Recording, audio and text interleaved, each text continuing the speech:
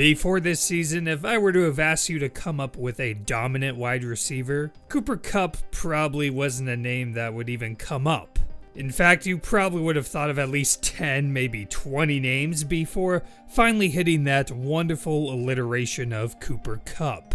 Of course, you're not alone in this. Kupp has become one of the sport's greatest cautionary tales on overlooking a guy to the point where he finished high school with no college offers. Yes, the NFL's leading receiver did not have a single offer. In this video, we're diving into how in the world that happened, and how Kupp was able to elevate at every level and turn into a dominant wide receiver. As one of the few families in NFL history to span 3 NFL generations. Cooper's grandfather, Jake Kupp, is a Saints franchise Hall of Fame O-lineman, and Cooper's father, Craig Kupp, was a backup quarterback in the NFL for a couple of years. Actually, if you were to judge him from his freshman year in high school, a year where he weighed in at 112 pounds, while secretly wearing ankle weights under his pants, well, you'd have no clue this kid had a drop of NFL blood in him. Two-way All-State selection at wide receiver and corner. He was named a top 100 prospect in the state by the Seattle Times, and he racked up over 1,000 yards his senior year while breaking the school record for touchdowns. He sent tapes to numerous coaches and even had his grandfather call up his connections at the University of Washington. Now he had nothing. He had nothing through his entire senior season and his entire senior year. 3 weeks after that, FCS school Eastern Washington came calling,